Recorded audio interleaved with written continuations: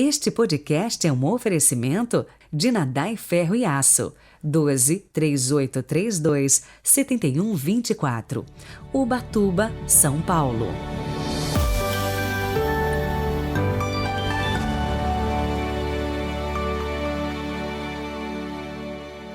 Sábado de Aleluia, Ressurreição do Senhor, 16 de abril de 2022.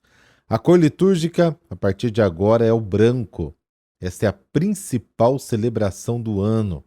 4 ritos compõem a liturgia da Vigília Pascal: a bênção do fogo novo, o batismo, a liturgia da palavra e a liturgia eucarística.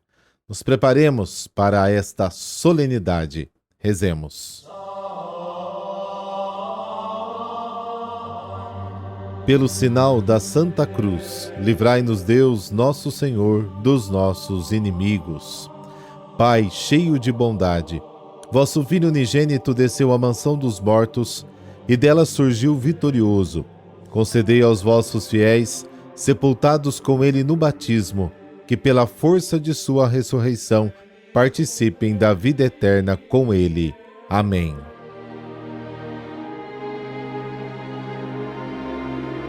Lucas, capítulo 24, versículos de 1 a 12. O Senhor esteja convosco. Ele está no meio de nós. Proclamação do Evangelho de Jesus Cristo segundo Lucas. Glória a vós, Senhor. No primeiro dia da semana, bem de madrugada, as mulheres foram ao túmulo de Jesus, levando os perfumes que haviam preparado.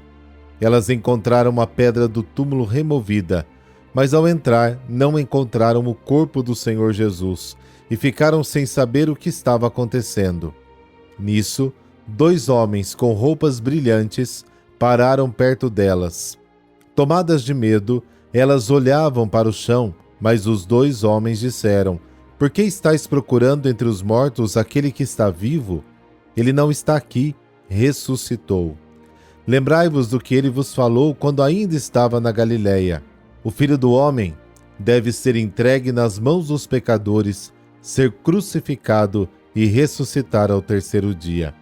Então as mulheres se lembraram das palavras de Jesus, voltaram do túmulo e anunciaram tudo isso aos 11 e a todos os outros.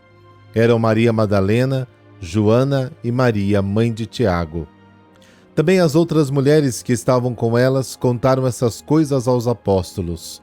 Mas eles acharam que tudo isso era desvario e não acreditaram.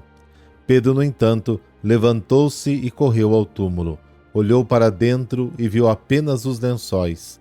Então voltou para casa, admirado com o que havia acontecido. Palavra da salvação.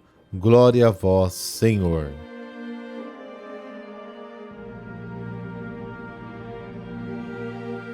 A celebração desta noite é verdadeiramente rica, cheia de sinais, palavras, símbolos.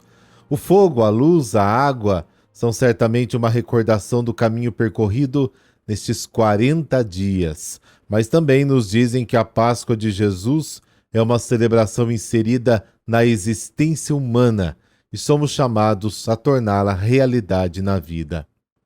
Páscoa é fogo. É amor que respeita o outro, que não consome o outro, mas que se consome. É uma imagem que recebemos também no Domingo de Ramos, na leitura da Paixão e na Quinta-feira Santa. Jesus, que nada joga fora das vidas que o Pai lhe confiou. Pedro, os crucificadores, que no Sinédrio não o defenderam, mas depois o aceitaram entre os seus braços para sepultá-lo, o bom ladrão. Ele não consome essas vidas, mas consome a si mesmo, não joga fora e ao mesmo tempo convida seus discípulos a se jogarem, a se doarem. Páscoa é fogo, é paixão, é como bem diz a oração da bênção das chamas, é acender em nós o desejo do céu. O fogo então aceso nesta noite nos convida ao desejo de olhar para cima. Estamos vivendo tempos estranhos. Há uma epidemia que está se espalhando com uma velocidade espantosa. É a síndrome do olhar baixo, que afeta principalmente os proprietários de celulares, tablets, e eu também me incluo aí, como é bom que a liturgia nos convide a acender em nós o desejo de olhar para cima. Cada um de nós pode se perguntar o que significa para mim olhar para baixo e olhar para cima. A Páscoa é luz, é uma direção, é uma vida bela, não a vida bela com algum espanto qualquer, como se fosse apenas algo exterior.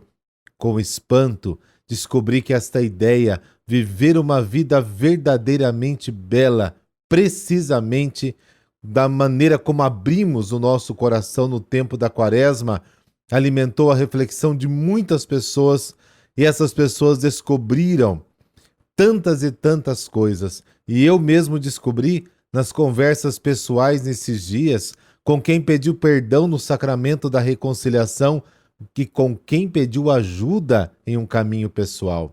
Me perdoem por dar essas referências, mas é a bela vida de uma pessoa que tive a graça de atender no mutirão de confissão que fizemos aqui em Londrina. É a beleza da vida. Uma senhora que aos 80 anos lhe diz que mudou, que se converteu, que entendeu muitas coisas. A vida é bela. Como aquele que luta com uma raríssima doença e de seu leito do hospital, a habitual e banal pergunta às vezes que fazemos, como você está? Ele simplesmente me respondeu, olá, Padre Heriberto, a vida é bela, sabia? Sorrisos, disponibilidade, mudança, intuições, pessoas que são sementes de ressurreição para mim, sementes de ressurreição para nós. A Páscoa é a plenitude de uma história marcada pela água. Uma história que começa no dia da criação, quando o Espírito de Deus pairou. Sem chama, diz uma bela tradução do livro de Gênesis. Sobre a água tem seu clímax na cruz, quando sangue e água saem do peito de Jesus. E continua ainda hoje, quando mergulhamos mulheres e homens naquela água que se torna veículo do amor de Deus. É o batismo, é a imersão. A Páscoa está sendo envolvida no amor de Deus. Esse dom que é o batismo nos foi dado. Então não podemos deixar de fazer tudo o que celebramos nesta noite. A Páscoa é a vida de Jesus que se torna uma experiência para mim. A Páscoa é responsabilidade e aprendemos durante o lava-pés anteontem à noite que é um destino como eu, a Páscoa, aprender com Jesus.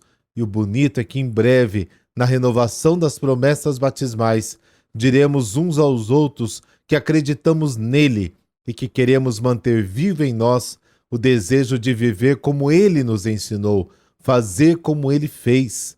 A Páscoa é uma passagem na água, é vitória, é liberdade.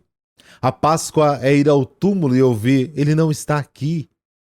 É por isso que decidimos manter as portas abertas na frente do tabernáculo, para que Jesus, que mantemos lá, possa sempre nos dizer, saiam. É verdade que estou aqui. Minha presença está aqui, mas olhe bem, observe, entrar e sair da igreja, porque eu também estou ali, naquele doente, naquele faminto, naquele sedento, naquele pobre que não pode se vestir, naquele prisioneiro, naquele estranho, naquela pessoa que morreu na tristeza da solidão. Jesus está vivo, presente no meio de nós. Quer motivo maior para você abrir um lindo sorriso hoje? Cristo ressuscitou. Aleluia! E hoje a igreja celebra Santa Bernadette de Subiru. Bernadette nasceu no dia 7 de janeiro de 1844 na cidade de Lourdes, uma região montanhosa da França. Sua família camponesa era numerosa, religiosa e muito pobre. Desde a infância, a pequena tinha problemas de saúde em consequência da asma. Era analfabeta, mas tinha aprendido a rezar o terço, o que fazia diariamente enquanto cuidava dos afazeres da casa. Numa tarde úmida e fria, enquanto recolhia gravetos para a fogueira, Bernadette foi atraída por uma luz radiante. Era Nossa Senhora que o chamava para rezar. Era o dia 11 de fevereiro de 1858.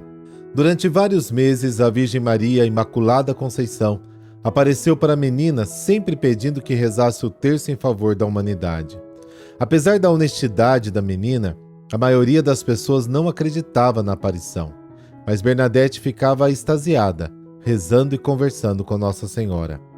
Bernadette chamava a atenção pela sua modéstia, autenticidade e simplicidade. Compreendeu que tinha sido escolhida como instrumento para a mensagem que a Virgem queria transmitir ao mundo: a conversão, a necessidade de rezar o terço e o amor pela Imaculada Conceição. Bernadette sofreu muito, mas sempre confiou-se ao amor de Maria. Da gruta onde a Virgem aparecia, brotou uma fonte de água que jorra até hoje. O lugar tornou-se conhecido e converteu-se num dos maiores santuários marianos do mundo. Ingressou na congregação das Irmãs da Caridade, sempre bem-humorada, trabalhou silenciosamente como enfermeira no interior do convento. Depois foi sacristã. Contudo, uma doença obrigou a viver 9 anos numa cama, entre a vida e a morte. Rezava não para se livrar do sofrimento, mas para ter paciência e forças para tudo suportar, porque queria se purificar para poder rever Nossa Senhora. No dia 16 de abril de 1879, estando muito mal de saúde e tendo apenas 35 anos, exclamou emocionada: "Eu vi a Virgem, sim, a vi, eu a vi, que formosa era." E depois de alguns momentos de silêncio, disse emocionada: "Rogai, Senhora, por esta pobre pecadora." E apertando o crucifixo sobre o coração, faleceu. O Papa Pio XI a canonizou no dia 8 de dezembro de 1933, dia da Imaculada Conceição, designando sua festa para o dia de sua morte. Ó Deus, concedei-nos pelas preces de Santa Bernadette, a quem destes perseverar na imitação de Cristo pobre e humilde, seguir a nossa vocação com fidelidade e chegar àquela perfeição que nos propusestes em vosso Filho. Por nosso Senhor Jesus Cristo, vosso Filho, na unidade do Espírito Santo. Amém. Que Deus te guarde, te proteja e que o Cristo ressuscitado abençoe você e toda a sua família. Em nome do Pai, do Filho e do Espírito Santo. Amém. Feliz Páscoa!